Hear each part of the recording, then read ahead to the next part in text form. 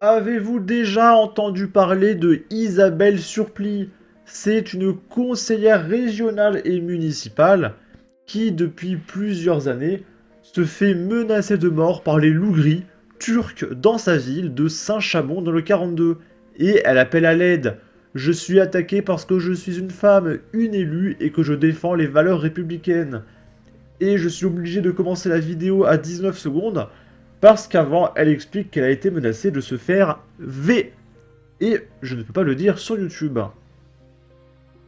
Aujourd'hui à Saint-Chamond, je suis menacé d'égorgement par les extrémistes turcs, des menaces signées par les loups gris, parce que j'ai demandé la fermeture administrative de la mosquée gérée par la CIMG, la Confédération islamique militaire-russe, bras armé du président Erdogan.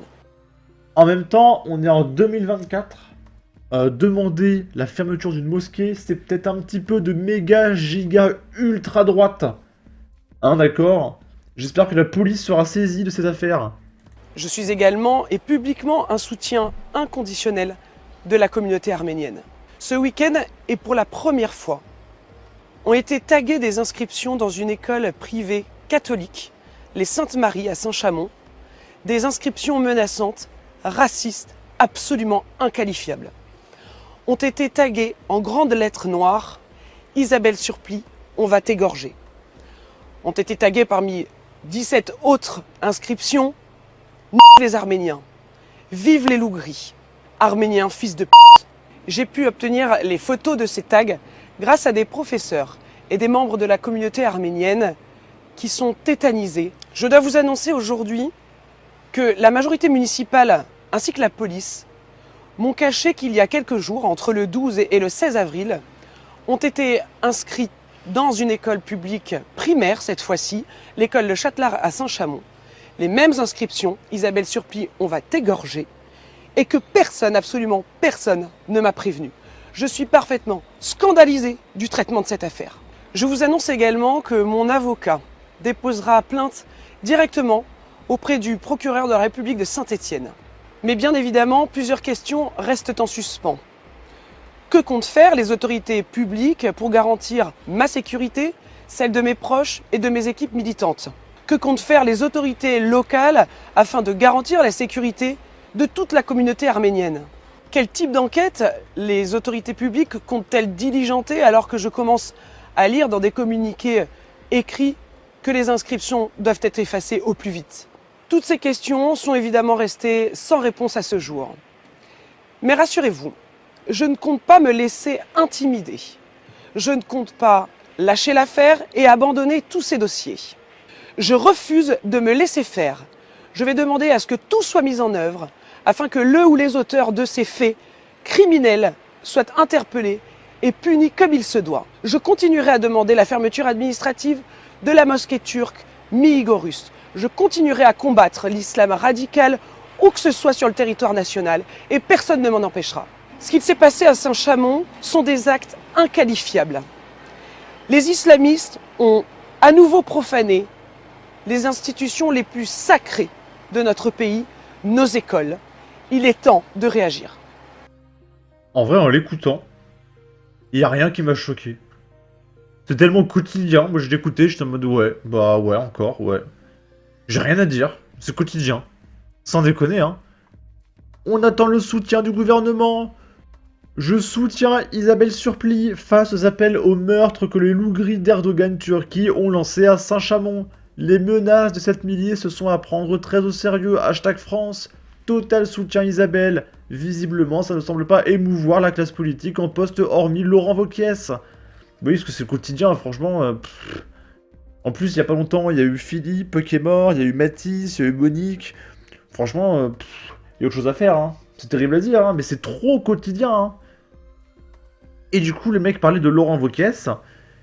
C'est parce qu'il a écrit une lettre à Gabriel Attal pour l'alerter sur les graves pressions islamistes que subit la militante patriote Isabelle Surplis. Je vais essayer de zoomer un peu plus. On peut pas, c'est magnifique Twitter quand même.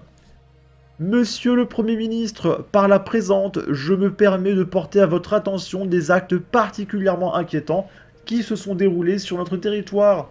En effet, des individus se réclamant du mouvement ultranationaliste turc des loups gris ont vandalisé un établissement scolaire de la commune de Saint-Chamond. Ce 29 avril, de nombreuses inscriptions anti-arméniennes, particulièrement violentes et injurieuses, ont été constatées dans l'enceinte du lycée Sainte-Marie, la Grande Grange, ah oui, à Saint-Chamond. Ces messages de haine ciblant une institution de notre enseignement privé catholique doivent impérativement nous alerter. Il s'agit d'un acte très méchant qui vise les ressortissants arméniens et tous nos concitoyens français d'origine arménienne. En outre, Madame Isabelle Surplis, élue de la commune et conseillère régionale, est à nouveau menacée de mort dans une de ses inscriptions. Isabelle Surpris, on va t'égorger. Je vous remercie de tout mettre en œuvre pour assurer la sécurité de Isabelle et celle de sa famille. Par conséquent, il est urgent que tout soit mis en œuvre pour retrouver les auteurs de cet acte raciste et haineux, qui témoigne de la menace de l'ultranationalisme turc dans notre pays. Les forces de l'ordre se sont déjà saisies de l'affaire, mais je vous demande une réponse forte et rapide des autorités compétentes afin d'assurer la sécurité de nos concitoyens. Je vous prie de croire, monsieur le Premier ministre, et en l'assurance de ma haute considération, signé Laurent Wauquiez. Et du coup, je ne l'ai pas dit depuis tout à l'heure, hein, mais Laurent Wauquiez, c'est un député LR, si je me trompe pas. Ok. Sûrement parce qu'on ne leur a pas ouvert assez de mosquées. Il y a tellement d'ennemis intérieurs, ça vient de partout, les fronts sont multiples. Initiative louable, mais pendant ce temps, les maires de son parti inaugurent chaque mois de nouvelles mosquées. On n'en peut tellement plus des islamistes et de la lâcheté des gouvernements vis-à-vis de tout ça. Il va être temps de se réveiller et de mettre fin au pas de vague. Plus on laisse faire, plus ils gagnent du terrain. Et ils en ont déjà gagné beaucoup trop. Bref. Pour finir, on va voir une dernière news. Il y a un truc qui refait surface. Parce que vous savez, le Rassemblement National explose tous les sondages. Et il faut faire le maximum possible pour décrédibiliser la droite. Pour que les gens arrêtent de voter. Il faut prouver que les droitards sont extrêmement méchants par tous les moyens. D'accord ? Et là, il y a un truc qui fait le tour des réseaux, qui est lunaire. C'est ça. Alors ça, c'est la photo d'un mec qui s'appelle Brahim Bouharam. C'est un Marocain de 29 ans, père de 2 enfants, qui s'est fait tuer par 4 mecs du Rassemblement, à l'époque le Front National, en 1995. Et du coup, cette photo fait le tour des réseaux, depuis ce matin, pour montrer que le Front National, ex-Rassemblement National, sont extrêmement violents. Alors regardez, en 1995, il y a 4 mecs qui ont tué un gars. Et vraiment, c'est des demeurés, hein. C'est des demeurés. La différence entre les gauchistes et les droitards, c'est que les gauchistes doivent remonter jusqu'en 1995 pour avoir une victime. À droite, il suffit de remonter à lundi. Bah, il y a eu Mathis, il y a eu Monique, il y a eu Philippe, il y a eu Lola, il y a eu Brian, il y a eu Mélodie, il y a eu Monique, je sais pas si j'ai déjà dit. Il y a eu Sébastien, il y a eu un autre Philippe, il y a eu Alexandra, il y a eu Claude, il y a eu Alice. Il y en a eu plein. Et ça, c'était il y a 2 mois. Hein. D'accord ? Il y a eu Hélène. Mais eux, ils devraient remonter jusqu'en 1995 pour prouver que les droitards sont méchants. C'est absolument fantastique. Il va falloir changer de disque. Vous avez posté quelque chose pour Matisse.